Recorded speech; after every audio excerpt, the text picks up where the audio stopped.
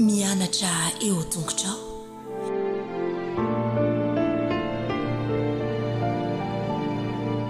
Vonina tsara daholo ny zazakely fa miara-banareo indray amin'izao sabata izao. Hitondra ny toy ny lesona momba ny famoronana ho antsika rehetra androany. Dia kokoa daholo ho an'ny mpanaraka ny fandaharana. Fa miara-banareo rehetra koa izahay.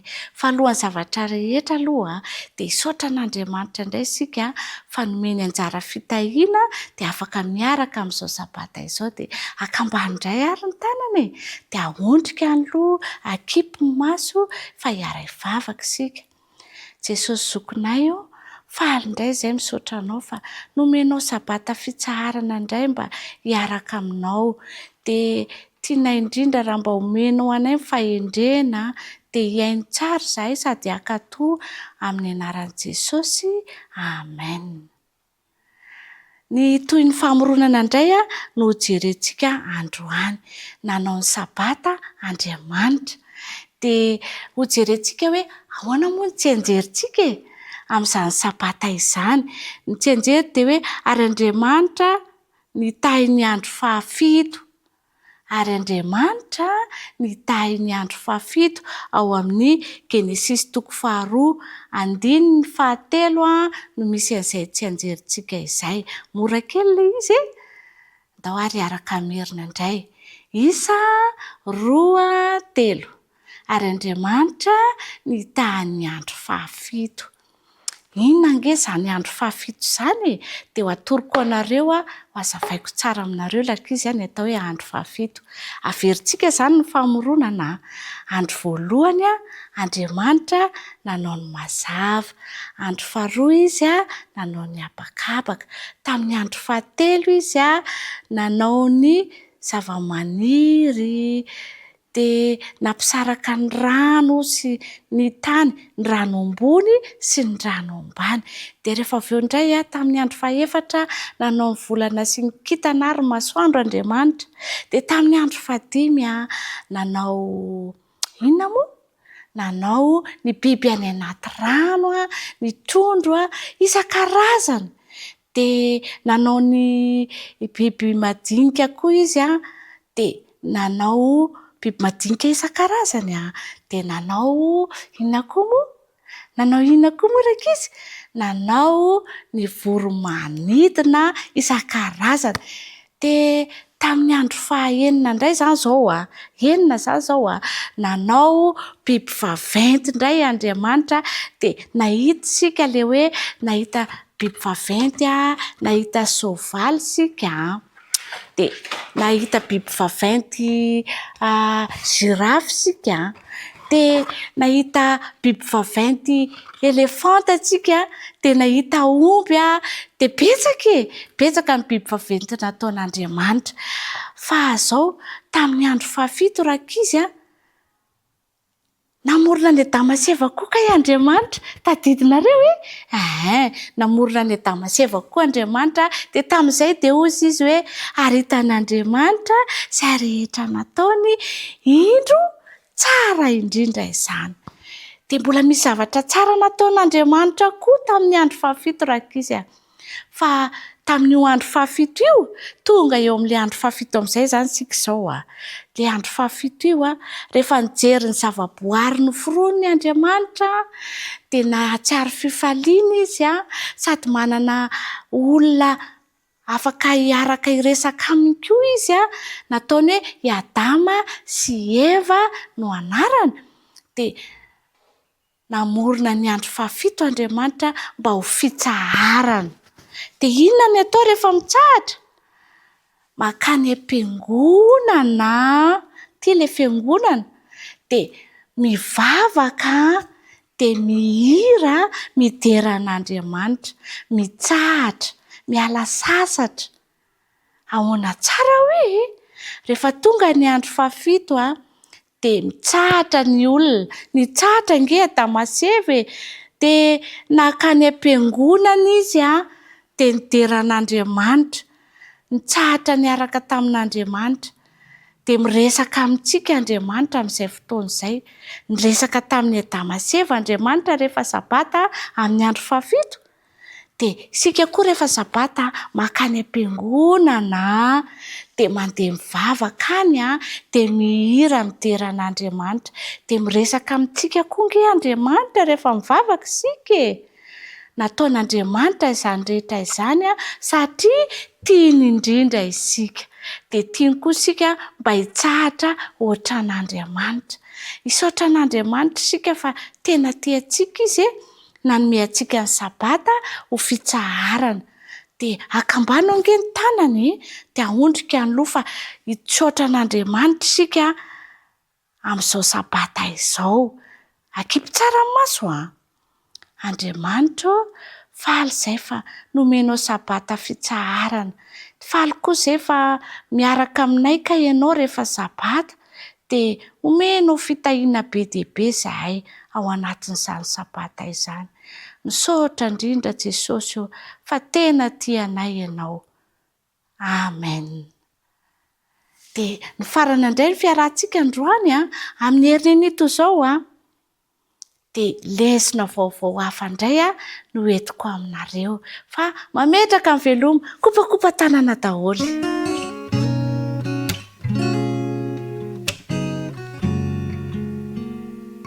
Tonga eo amin'ny famerenana ny leson'ny kilonga indray isika izao. Efa herinandro fahatelo ambin'ny folana antsika izao efa tapitra ny 3 volana voalohany. Mandeha ny fotoana efa navita lesona be dia be ao daholo ve ny kilonga? Eny ary andeha ary isika hifampiarahaba aloha dia hanao lesona isika rehefa avy eo. Eny ary ira manahoana ny rahantsika manao fiarahabana 1 2 3. Manahoana falita fahoana raha vao mahitanao manahoana ianao. Manahoana tompoko, salama tsara ve? Efa vonona tsara ve ny kilonga rehetra? Ao ary andeha akambatsika ny tanana dia hanondrika ny lohantsika isika hanakipy ny maso hivavaka isika. Jesosy malalo misaotra anao zahay fa afaka hamerina ny lesona indray.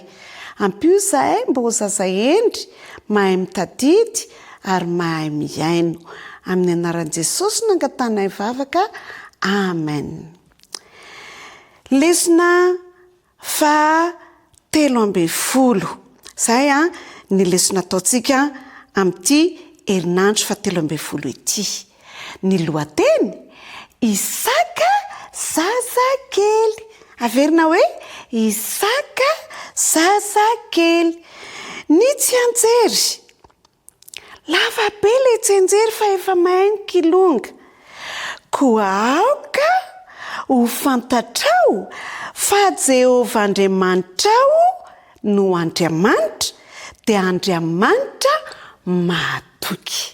Averina nge aoka ho fantatrao fa Jehovah Andriamanitrao ihany no Andriamanitra dia Andriamanitra mahatoky. Ao amin'ny Deutéronomia no ahitantsika an'izany lesona izany.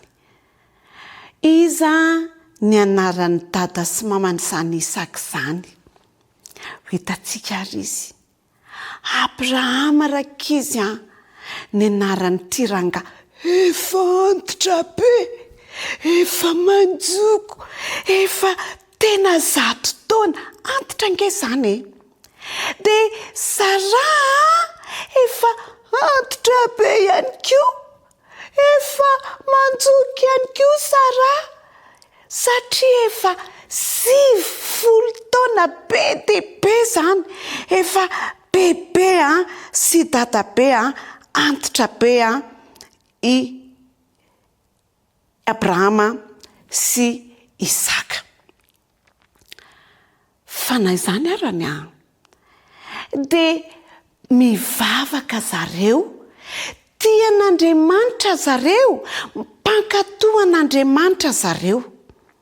Dray andro rakizy dia nisy vahiny tonga tao amin'ny Abrahama sy Sara. Taiza hoe tao amin'ny Abrahama sy Sara. Nisy vahiny anankitelo tonga tao. ody ozy le vahiny mandrosinareo hoy i Abrahama zay mipetrapetraka teo ambody hazo. Andraso aloha izy Abrahama fa andeha karano anasana ny tongotrareo satria zany no fanao rehefa mandray vahiny. Eny ary hoy ny vahiny fa mipetrapetra aloha nareo ambody hazo eo hoy Abrahama. Dia nipetraka teo ambody hazo izy telo lahy. I Abrahama lasa naka siny dia naka rano dia nanasa ny tongotry ny vahiny. Teny fampiresaresaka teo. Ahoana, ina vaovao, salama tsara nareo. Nafinaritra ny resaka.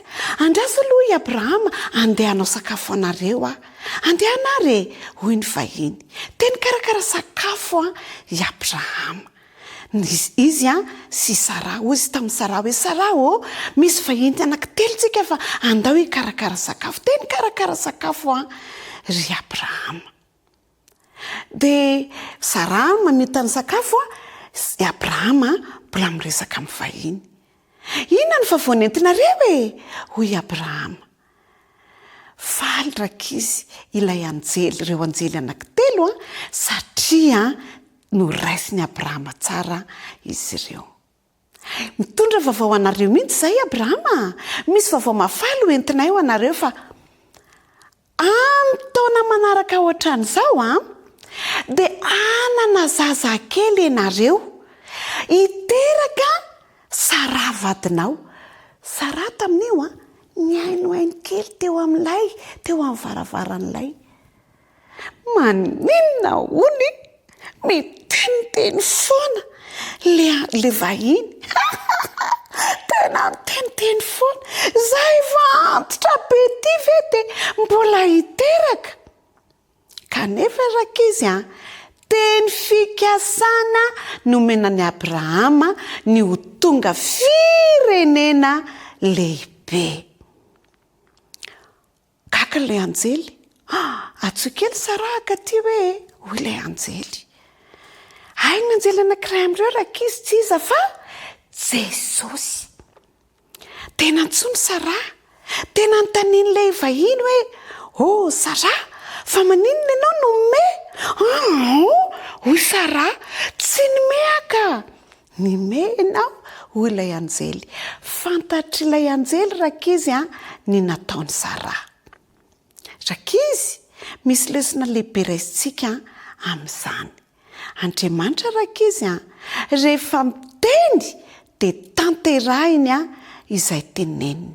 Noho izany isika dia tsy tokony tsy tokony eritreritra zavatra hafa ny amin'ny fitantanan'Andriamanitra. Nanaiky Abrahama rehefa nitenenina hoe afaka herintaona aorianan'izao miveriny izahay manana zazakely. Dia ny sakafo ry zareo satria vita ny sakafo dia lasa ny anjely.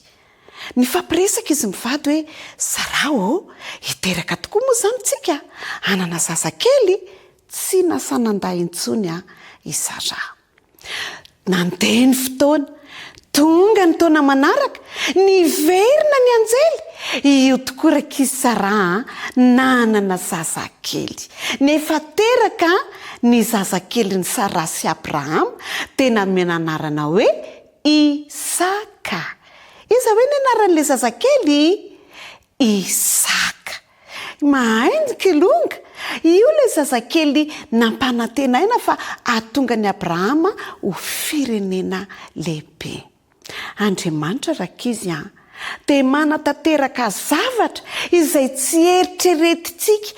Misy zavatra tsy heverintsika mihitsy hoe ho tanteraka, ho vita, ho mety.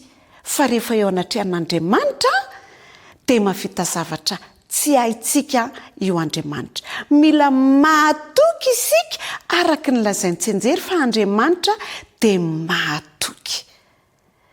Ry kilonga madinika tapitra ny 3 volana.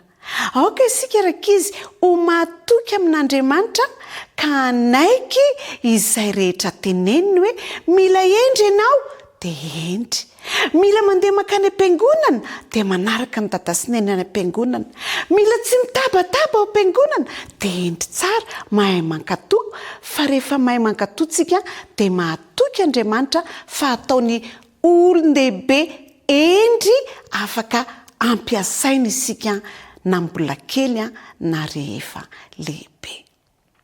Andriamanitra iririany no Andriamanitra, mahatoky izy amin'ny zavatra rehetra.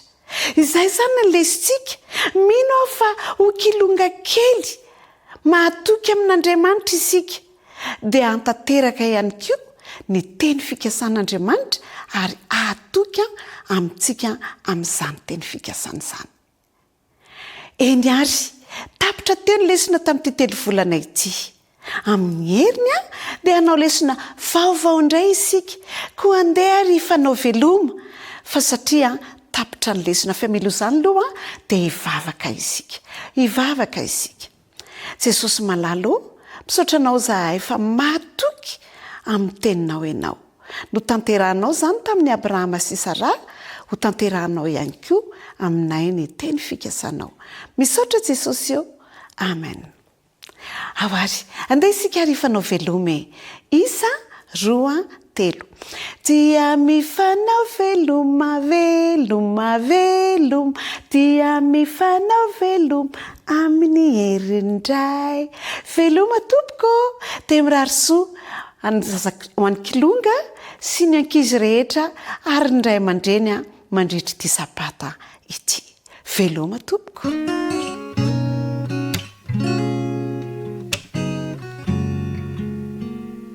Fianaravona indray ny tenako rakizy namako tafahoaneto itsika amin'ity sabata mahafinaritra ity. Saoran'Andriamanitra fa manana drafitra mahafinaritra manokana ho antsika izy io. Hiaraka eto ary itsika marana an'ity telo volana ity, izany hoe hiaraka mitina ny lohahevitra 17 izay mitondra ny lohateny hoe ilay zaza nampanantenana, ilay zaza nampanantenana. Tao anatin'io lohahevitra io rakizy dia nanana hafatra mafonja ho asianao ange Jesosy. Dia tsinona izany fa zao hoe afaka mino zao dia afaka mino ianao fa ho tanteraka ny teny fikasana rehetra izay omeny Jesosy atsika. Dia ny andalan-teny izay natao tsy anjery dia hitantsika tao amin'ny Hebreo 10:17. Hebreo 10:17. Dao ange rahantsika mameriny, aoka ho azontsika mafy ny fanekena ny fanantenana, mba tsy hosikosonana fa mahatoky ilay efa nanao ny teny fikasana. Donge averiny, aoka ho azontsika mafy ny fanekena ny fanantenana, mba tsy hosikosonana fa mahatoky ilay efa nanao ny teny fikasana. Hebreo 10:17. Mahafinaritra tokoa rakizy Jesosy sa tsy izany? Mino afa ho faly nareo miaino ny tantarantsika. Dia ilay hoe ilay zaza nampanantenana, mitohy hatrany moa rakizy ny tantara. Ndresaka tsika tamin'ny heriny ny tantaran'ny Abrahama izay nanafaka an'i Lota. Dia ankehitriny dia mbola izany tantaran'ny Abrahama sy Sarai izay nahazo teny fikasana tamin'Andriamanitra ihany ny tantarantsika. Izany dia zao hoe nanome teny fikasana an'i Abrahama sy Sarai angerakizy Andriamanitra, fa ninona hono izy ireo hiteraka hanana zanaka. Na andeha nefa amin'ny fotoana, na andeha ela amin'ny fotoana, fa tsy nanan-janaka mihitsy izy ireo. Ary nanomboka lasa saina zany rakizy Abrahama satria hoe iza rezao ny andovany reto fananako be da be reto dia ny mpanomboka ve ny andovany izany? Kanefa dia zao tazomy sy ny fikiriny mandrakariva ny teny fikasana izay nomen'Andriamanitra fa hanana zanaka izy. Ka rehefa nandeha teny moa zany amin'ny fotoana dia miresaka amin'Andriamanitra mandrakariva. Raha vao misy zavatra manahira-tsaina ny Abrahama teo amin'ny fiainany dia miresaka amin'Andriamanitra mandrakariva izy. Ary itsika koa rakizy tokony resaka foana raha vao misy zavatsarotra lalovantsika dia andao azoty resaka amin'Andriamanitra. Rehefa resaka tamin'Andriamanitra i Abrahama dia novan'Andriamanitra angerakizy ny anarany. Hoy izy Andriamanitra hoe tsy atao Abrahama intsony ny anaranao fa atao Abrahama, izay midika hoe ray ny maro. dia ny anaran'ny saray koa tsy ho atao hoe saray intsony fa atao hoe Sara. Ny dikany Sara moa izany raka izy dia hoe zanak'Andriana. Izany fanovananarana nataon'Andriamanitra izany dia mbola namelombelona ny fampanantenana ny men'Andriamanitra azy fa ho avy ny fotoana dia ho tonga rainy maro tokoa raka izy i Abrahama. Dia itsika io samy manana ny anarantsika ankehitriny fa inaonao ve fa ho avy ny fotoana rehefa tonga Jesosy any amin'ny ramalanitra dia tonga any an-danitra tsika dia omeny Jesosy anarana vaovao. Andao tehirizitsika ilay anarana vaovao izay omeny Jesosy antsika, izy ny malala an'izay zavatra kanefa raha tsy tonga antsika raka izy dia tsy afaka hahazo an'izany anarana izany. Ka na dia mbola tsy mifankana raha ny tantarantsika dia iriko sahady ianao hanana anjara amin'ilay anarana vaovao izay atolotra Jesosy ho anao any an-danitra. Dia indray andro arany dia raha iny reraka be iny Abrahama dia nialokaloka tao ivelan'ny tao tokotany tao izany izy nitazatazana manodidina dia ny zava-nisy natazana vahiny izy raka izy vahiny 3 lahy tazana ery lavitra ery dia niazakazaka ange Abrahama nanatona andry zareo ary nanasa andry zareo hoe andao aloha mandroso, andao mandroso ao amiko aloha ianareo, andao fa karakarako sakafo. Dia nandroso tao amin'ny Abrahama ireto vahiny 3 lahy ireto. Ary dia nikarakarany Abrahama sakafo tokoa izy ireo. Faly ery angeraka izy Abrahama karakara sakafo azy. Lehilahy tia mampandroso vahiny izany i Abrahama. Rehefa nanome sakafo i Abrahama dia navela ny sakafo am-pifaliana reto vahiny ireto. Ka raha mbola nieritreritra izy vahiny andeha aiza reto vahiny reto dia tohatra ny tsy hitany fa tapotapoka teo dia lany inge ny sakafo dia niresaka teo amin'ny Abrahama ireto vahiny ireto. Ka ny anankiray tamin'izy ireo raka izy dia niteny hoe aiza moa i Sara vadinao? Dia hozy izy ange i Abrahama ao izy, ao anatilay ao izy. Dia niresaka ako zareo teo izy tamin'ny Abrahama hoe amin'ny herintaona ohatrao dia heverina aminao fa hiteraka zazalahy ianao. Dia gaga be raka izy i Abrahama hoe vahoana ary ny alalany reto vahiny reto any Sara vadiko. Teo no nahatsapany raka izy fa Andriamanitra ny ray dia tsy iza fa Jesosy ny ray tamin'ireto olona izay namangy azy ireto. Raha nahenao an'izany moa satria Sara ny haino tao ambadiky ny lainy dia heno ilay izy dia nimeme raka izy hoe za ve dia hiterako, za nge efa 70 taona ahoana koa ny hiterako amin'izany za efa 70 taona izany. Dia nimeme izy dia heno ilay vahiny dia hozy izy fa nahoana ianao Sara no mimeme? Dia nandainga raka izy Sara hoe za tsy mimeme fa nanizingizina ilay vahiny hoe tsia nimeme ianao kanefa dia izao hiteraka zazalahy tokoa ianao. Dia rehefa nandeha moa ny fotoana dia niainana ary ninoana i Abrahama mandrakariva izany teny fikasana izany. Ka rehefa tonga tokoa ny herintaona manaraka dia tonga ilay zaza izay nampanantenana. Ity zaza nampanantenana ity dia lazaina fa teny fikasana ny teny fikasana dia tsy izy izany fa Isaka. Izay indrindra fantatrao ve ny dikany anarana hoe Isaka? Miome. Izay ny dikany hoe Isaka. Dia teraka tokoa Isaka ary natao an'izay ny anarany satria hitondra fifaliana sy fitahiana ho an'i Abrahama sy Sara Isaka raka izy.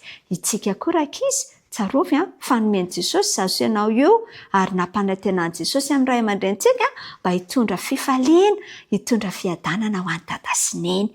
Andao andramantsika sady izany amin'ny alalan'ny fanehoana ilay toetra tsara indrindra izay nomeny Jesosy antsika. Ka raha ho avy Jesosy hiainantsika ny teny fikasana fa hanana tsara amin'izany izao sy ianao dia handova ilay anarana tsara indrindra izay nomeny Jesosy antsika. Dia izay indray ary ny fiarahantsika androany mametraka ny veloma mandram-piaona ho amin'ny manaraka indray dia ho ankizy mba hampitahiana daholo ny ankizy kely rehetra. Veloma daholo ary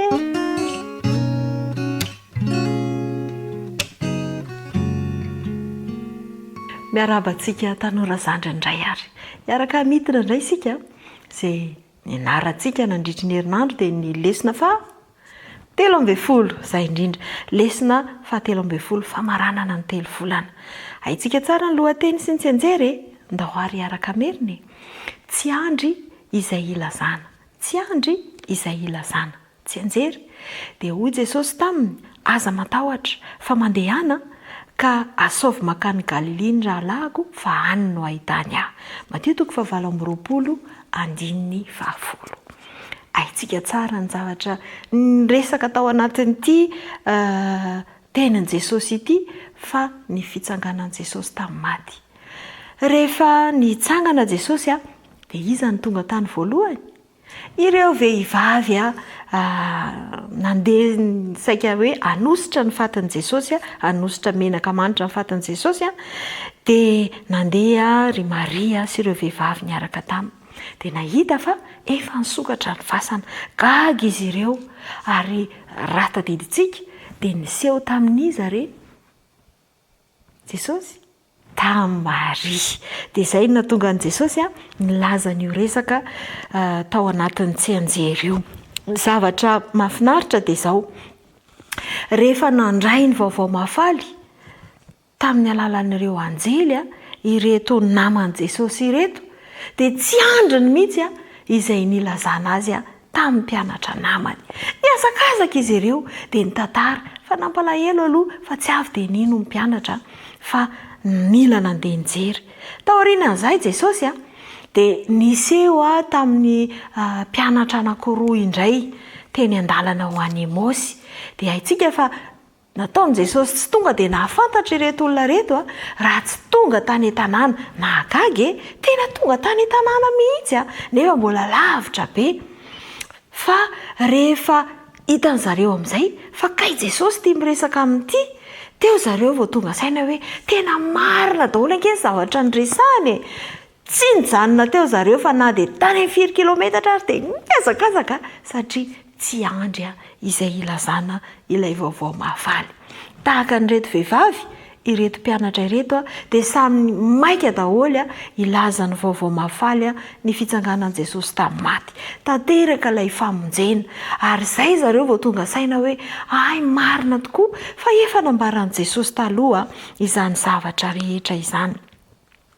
Ho antsika ihany koa dia ny rahan'Andriamanitra antsika ilaza ny vaovao mahafaly. Matsapa an'izany ve ianao? Efa resy lahatra mihitsy ve ianao fa ianao koa anie dia tahaka ny nanirahan'i Jesosy an'i Maria hoe mandehana dia ilazao dia manahoana ny famaizanao ilazan'izany? Andrinao sa tsy andrinao ny ilazana azy? Inoko fa raha tena nahafaly anao ny famonjena nataon'i Jesosy dia tsy ho andrinao ihany koa ny ilazanao izany amin'ireo namanao. Ny lesona izay nianarantsika nandritry ny herinandro izany tanora namako dia nanampy antsika fantatra fa ny fandraisana an'i Jesosy sy ny filazantsara dia mampientanentana ny fon'ny olona ka todiny ery izy ireo hizara ny vaovao mahafaly amin'ny hafa. Nanampy antsika ihany koa atsapa fa ilaintsika ny manana firehetam-po mahakasika ny fanomezan'Andriamanitra ny famonjena ho antsika. Ary nanampy antsika nanapa-kevitra ihany koa mba hizara ny filazantsara amin'ny hafa. Tadidy ve ilay hafatra nampitaina? Mampientam-po ary mahatonga antsika haniry hanambara izany amin'ny hafa ny finoana fa maty ho antsika Jesosy. Ndeha ary hizaran'izany ary andeha ataontsika hoe tsy andry mihitsy koa ny hizarantsika an'izany amin'ny hafa. Dia mazotoa foana mianatra ny tenin'Andriamanitra. Mirary soa amin'ny manaraka indray.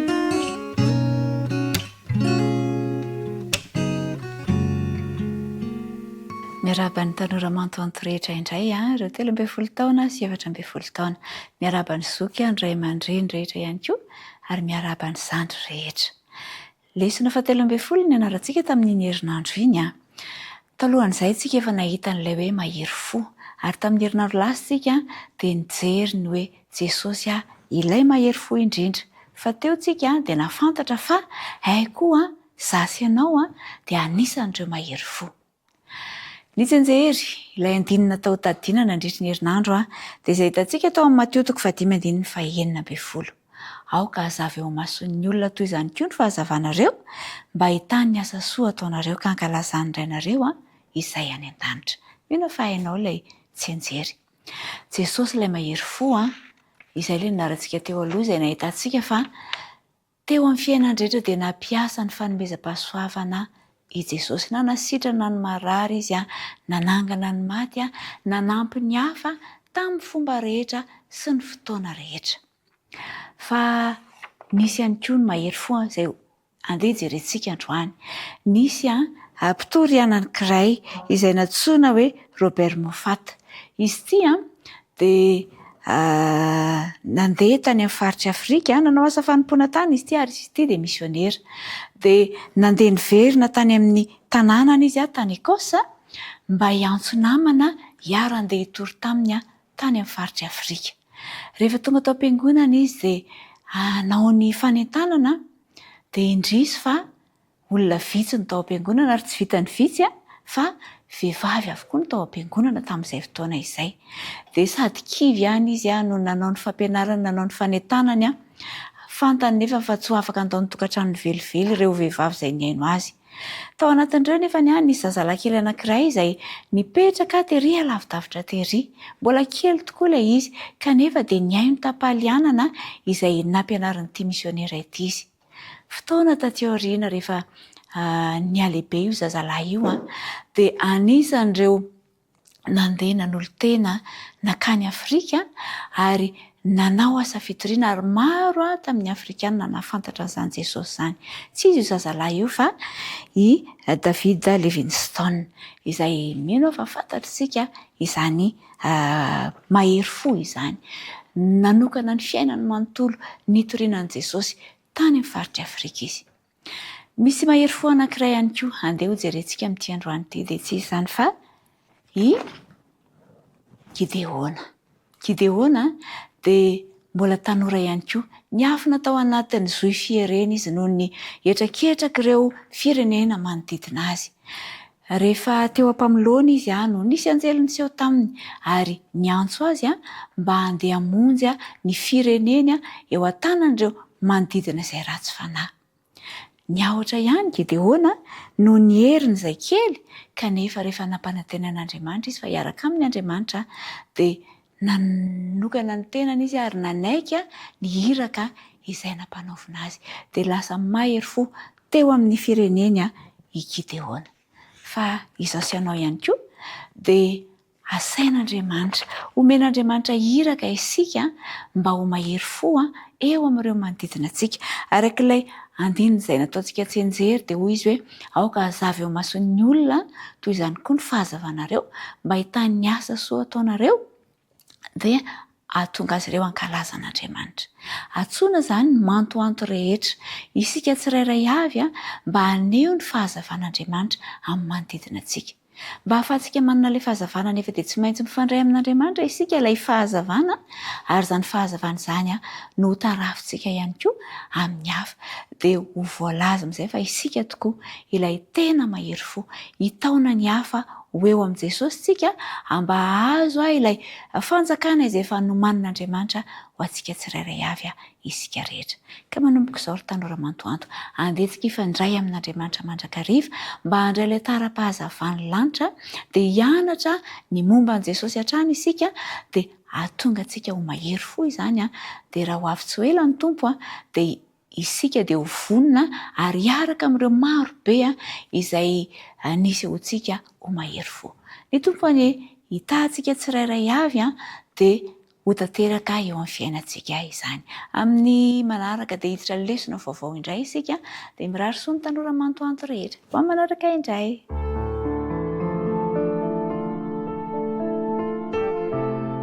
Mianatra eo tongotrao.